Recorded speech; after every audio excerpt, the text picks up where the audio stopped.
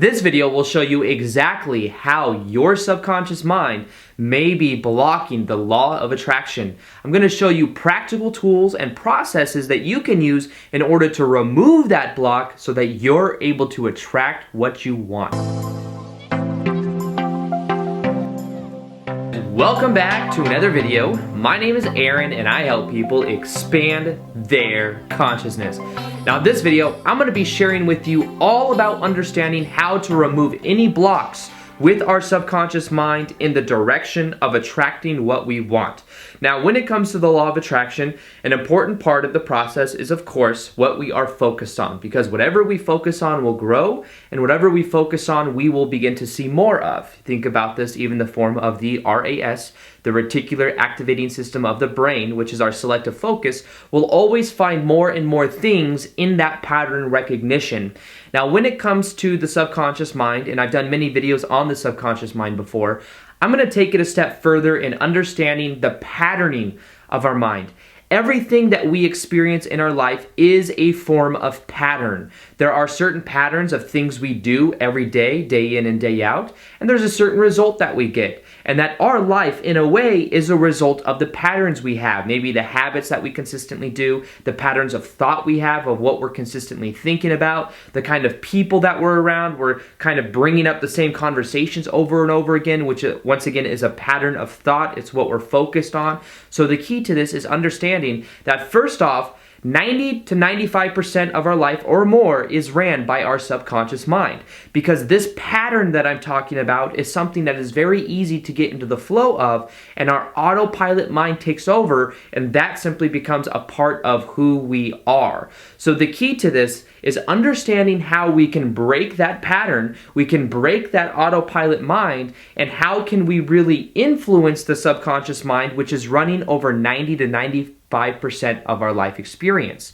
So in order to do this, the most important part is understanding first off the language that our subconscious mind speaks in and the power of repetition, and how what we must learn to do is to continue to do something over and over again by setting triggers that wake us up out of the subconscious mind, which may mean that we go out and we do things that we've never done before. That if there's a certain route that we have to work, what we do is we go in a little bit different direction, because then that gets us out of the autopilot mind, which also has the repetitive thoughts, the repetitive things that we thought yesterday is the same that we think today. So the key is to get out of that. Now, in order to really influence our subconscious mind, let's understand that we think in the form of thoughts, but the subconscious mind thinks in the form of feelings. Now, when we understand this, what we can do is realize that we must learn to generate positive emotion and positive feelings towards our identity of who we think we are. Now, the reason this is important is because we will always act consistent to the way we define ourselves. So if we change the feelings that we are sending through our nerves, the feelings that we are sending over and through our identity, that's when we really create deep change, because our identity is something we will always do everything we can to remain consistent to. This is something Tony Robbins talks a lot about. This is something that they've shown in psychology. So what we must first do is start to view ourselves in a new way and to start to feel differently about who we are. Now, this means that we must define ourselves in a completely new way. We must start to define ourselves and remove the labels that priorly were hindering us. And I'll give you some examples of how to do that. You know, I used to view myself as somebody that was afraid to talk to certain people. Like, I had this certain experience when I was younger, and I asked this girl out when I was 12 years old, that was 18 years old, at this dance at this like Parks and Rec type place that I went for summers, like a summer camp type thing. And one of the last days, there was this girl there that I wanted to ask to dance with me. She was 18 years old, I was 12, I don't really know what I was thinking. But anyways, I found her attractive, I wanted to dance with her. She immediately was like, oh, that's so funny, let me grab someone else for you. She grabbed me someone of my age who I didn't want to dance with. And from that point going forward, I started to subconsciously be afraid of approaching women or approaching someone I was attracted to. So what I learned to do is I learned how to see myself in a new way, to drop that memory from my subconscious mind, and understanding that what I could do instead is start to see myself in a new way, to label that one thing, that one experience as just an experience, not a part of who I am. And as I started to acknowledge it, I really started to let it go. And then what I did is I simply broke the pattern. And anytime I would find myself in a situation where there's someone that I'm attracted to and I want to talk to her, what I would do is when I would get those thoughts, those autopilot thoughts of, you're going to get rejected, you might get rejected, this might happen. What I did is I simply busted through that, and what I did is then I would push myself to do it. I would create a new pattern. I would create a new reference experience. So when it comes to understanding the subconscious mind, realize there are reference experiences that are built into what we think will happen and who we think we are, and the autopilot mind that keeps going. You don't want to talk to that person. What will happen? You don't want to put yourself out there like that. Those thoughts are all with that reference experience of what I had. So the key is to create new reference experiences that send new feelings throughout you. So what I did is I immediately went out and I started to push myself to talk to more people. I started to push myself and saw that when I saw someone that I was attracted to, I was going to go over, I was going to talk to her, even if it was just a light conversation. It's just pushing myself outside of that comfort zone.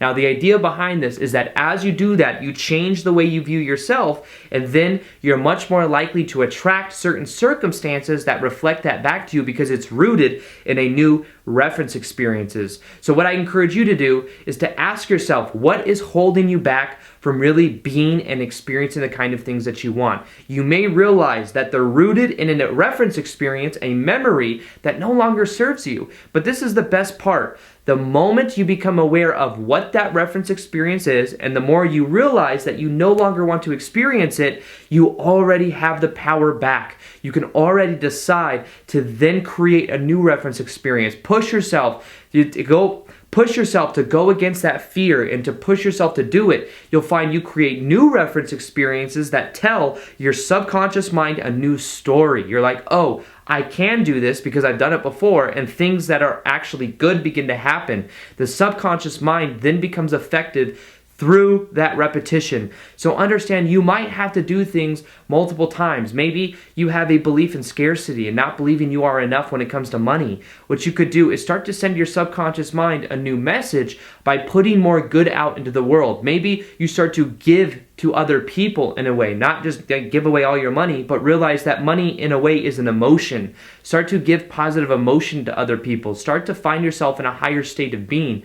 As you do that, you are changing your default feeling for who you are, and you will eventually get a new reflection of that. So realize you must find these reference experiences that are rooted under your identity of who you think you are, that priorly they may have been completely unconscious, but now that you're aware of what those reference experiences are, and you'll know by simply asking the question, what would I have to believe is true to be having this experience? How come when I walk up to these girls, I feel that kind of resistance? And why does this memory keep playing in my mind of when I was 12 years old? You see, then you are able to see that reference experience, and then you can decide and say, hey, I'm going to let you go. I'm going to create a new reference experience. It might feel kind of fearful at first, but then once you do it, you see there was nothing to be afraid about, and then you start to relate to yourself in a new way, and from there, you're much more likely to attract what you want. So this is about really getting to the core of who we are. Many times with the law of attraction, it's just the surface level of what can I focus on, what can I attract. This goes deeper. This is understanding that most of our life is ran by our subconscious mind with the patterns of who we think we are, our patterns of habits, our patterns of thoughts, and what we must do is wake ourselves up by doing things that we're afraid of, that by doing things that are outside of our comfort zone, that when we do that, we wake up the subconscious mind, and then we set it new reference experiences so that powerful things can happen from there. So with that being said, I hope you guys enjoyed this video. Feel free to like this video if you liked it, subscribe if you haven't already, and as always, remember to also push that little notification gear next to the subscribe button so that you're able to see the daily vids that I do. Other than that, peace, much love, namaste.